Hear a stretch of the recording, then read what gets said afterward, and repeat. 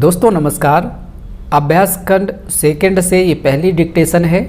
ठीक है, अगर आपके लिए हेल्पफुल रहती हैं तो आप लोग वीडियो को शेयर ज़रूर करें।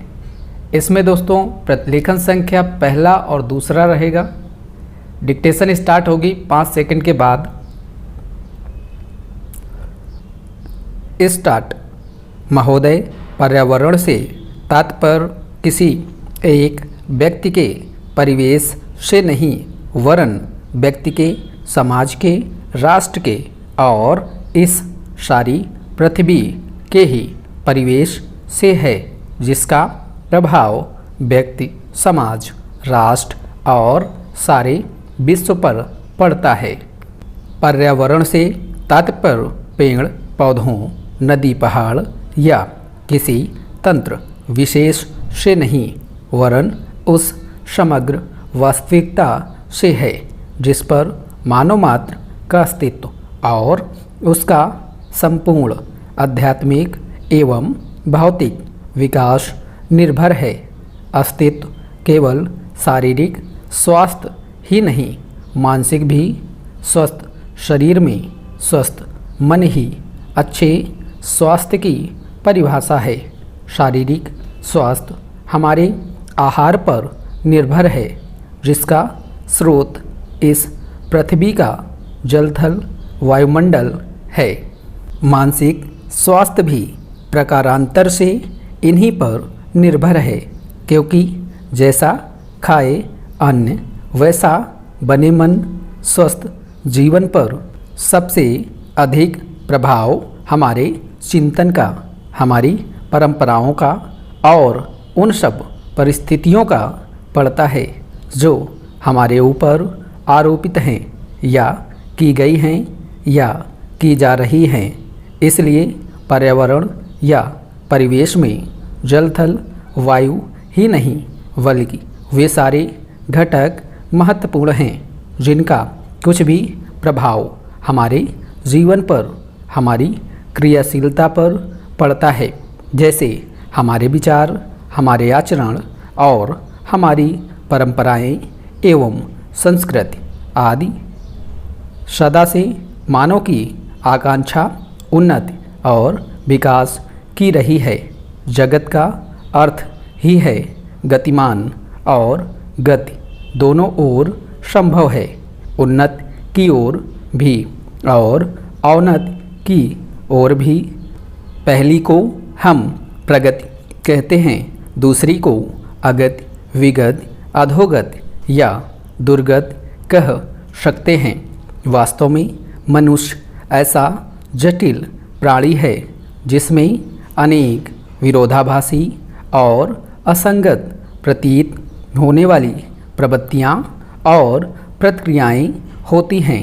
वह कानून और व्यवस्था की मांग करता है, किंतु चलचित्र, दूरदर्शन आदमी स्वतः भड़की हिंसा या खेलों में युक्त पूर्वक की गई हिंसा अथवा अनीति से मंत्र मुग्ध भी हो जाता है। मनुष्य अपनी ही जाति या वर्ग के व्यक्तियों के प्रति प्रायः बहुत अधिक प्रतिद्वंद्वी होता है, किंतु कोई बाहरी खतरा उपस्थित होने पर उनके प्रति हद से ज़्यादा सहयोगी बन जाता है। वह सड़कों पर या युद्धों में सामूहिक विनाश के प्रति उदासीन रहता है, किंतु किसी खान में फंसे हुए एक व्यक्ति या किसी कुएं में गिरे हुए एक बालक की रक्षा करने के लिए ढेरों साधन जुटा लेता है। कुछ विद्वान कहते हैं कि मनुष्य बंदर की संतान हो या ना हो, किंतु उसमें खालिस बंदर की द्वैध प्रकृति प्रायः ही होती है।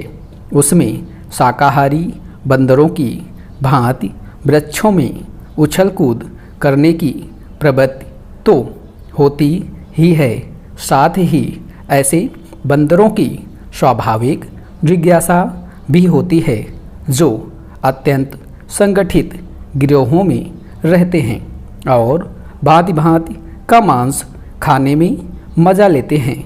मनुष्य की ऐसी परस्पर विरोधी इच्छा आकांक्षाओं से निपटना असंभव होता है, फिर भी किसी प्रकार का संतुलित मध्यम मार्ग अपनाना अनिवार्य होता है। यही बुद्धिमानी का रास्ता है। विद्वानों ने मानव की मूलभूत आवश्यकताओं को 5 स्तरों में रखा है महोदय, जो एक के बाद एक आते हैं। शारीरिक आवश्यकताएं यथा भोजन, कपड़ा, मकान और आराम जीवन की मौलिक आवश्यकताएं हैं। दूसरे स्तर पर आती हैं सुरक्षा और भविष्य के प्रति निश्चितता। इनके लिए मनुष्य भांति भांति की वस्तुओं का संग्रह करता है।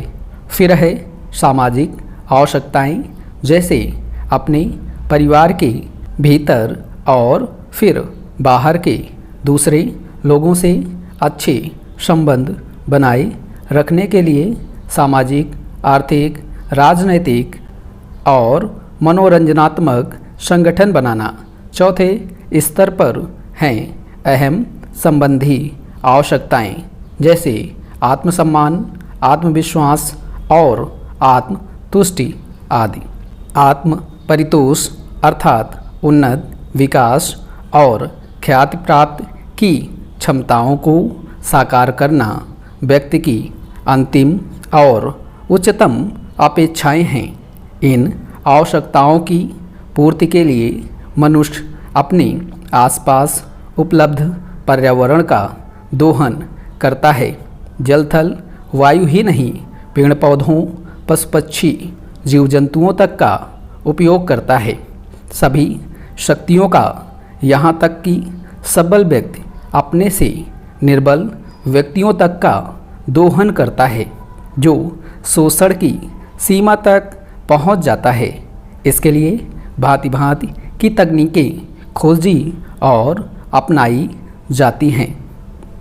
प्रौद्योगिकी ने मनुष्य को भांति भांति की आवश्यकता की वस्तुएं अभूतपूर्व प्रचुरता से देकर संतुष्ट किया है और आवश्यकता की सीमा रेखा भी खिसकाई है। विलासिता और सजावट की ऐसी सामग्री भी दी है जो अब बहुत कुछ आवश्यकताओं में गिनी जाने लगी है।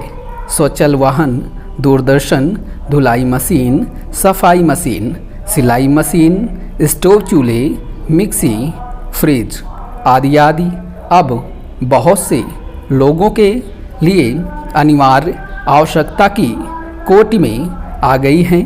तकनीकी और प्रौद्योगिकी से यह सब संभव हुआ है, किंतु एक ऐसा अल्प वर्ग भी है जिसके लिए विलासिता आवश्यकता की कोटि में आ चुकी है।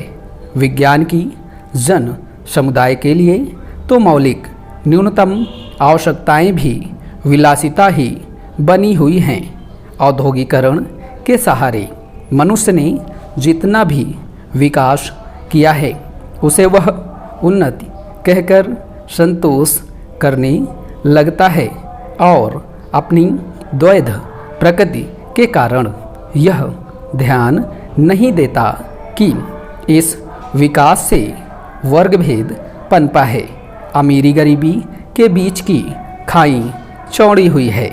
जो व्यक्ति मानव की समानता, समाजवाद या साम्यवाद के गीत गाता है, वही अपनी द्वैध प्रकृति के कारण अपने पर्यावरण, यहाँ तक कि मानव के भी शोषण के नए नए तरीके खोजता है। यह शोषण बलात्कार की सीमा तक पहुँच गया है।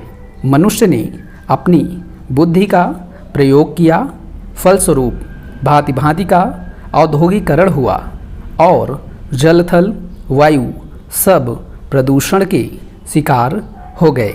जितना ही अधिक विकास हुआ उतना ही अधिक विनाश हुआ।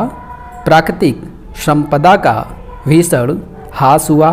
व्यापक वन विनाश से भूमि बंजर और मरुस्थल बन गई। एक बड़ा हवाई जहाज एक दिन में जितनी ऑक्सीजन खर्च करता है उतनी ऑक्सीजन 17,000 हेक्टेयर वन में तैयार होती है, और वन बचे ही कितने हैं। इस उद्योग प्रधान सभ्यता का केंद्र पूंजी है और धर्म स्वार्थ है। मनुष्य का शोषण कर रहा है। देश का स्टॉप।